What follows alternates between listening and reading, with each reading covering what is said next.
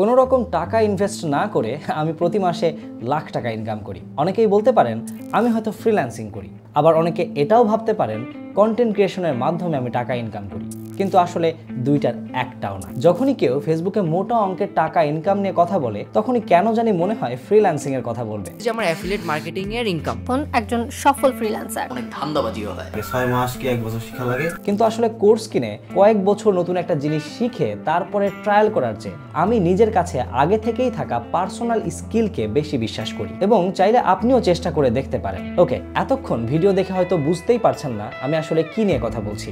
So let's get into the story. গল্পের শুরু আজ থেকে বছর 4 আগে। তখন আমি ঢাকায় নতুন আসি। আমার মনে আছে ফার্মগেট মোড়ে দাঁড়িয়ে আমি এক রিকশাওয়ালা মামাকে জিজ্ঞাসা করেছিলাম, মামা ফার্মগেট মোড় কোন দিকে?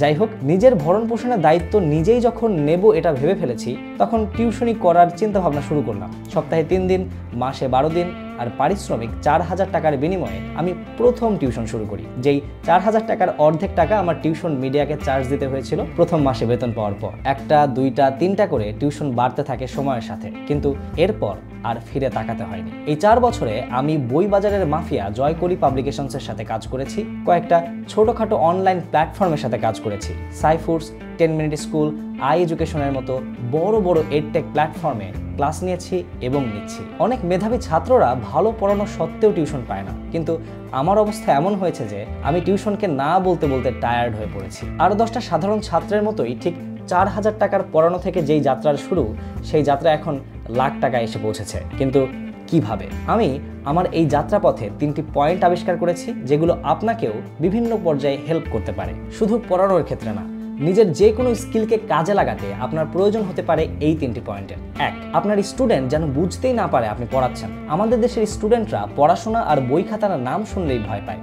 সো আমি ক্লাসে ঢুকেই বলি আজকে আমরা পড়বো না, আজকে আমরা গেম খেলবো, গ্রামারের গেম। আবার অনেক সময় বলি আজকে আমরা গল্প করব। এরপর গল্পে গল্পে পড়িয়ে দেই।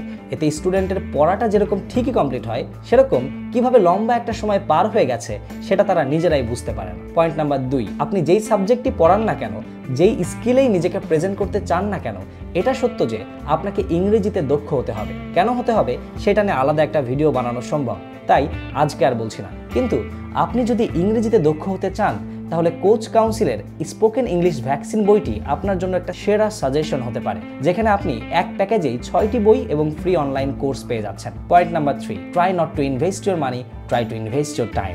যে কোনো প্ল্যাটফর্মেই নিজেকে সেরাভাবে প্রেজেন্ট করতে চাইলে আপনাকে কয়েক হাজার দিন বা রাত ইনভেস্ট করতে হতে পারে। দেখেন, সারা পৃথিবী আপনাকে ধোঁকা দিলেও সময় কখনো ধোঁকা দিবে না। আপনি সময় যেদিকে ইনভেস্ট করবেন সেদিকেই রিটার্ন পাবেন। আমি আমার পুরো ভিডিওতে আমাকে এক্সাম্পল হিসেবে নয়, রেফারেন্স হিসেবে প্রেজেন্ট করলাম, বাকিটা আপনার ইচ্ছা।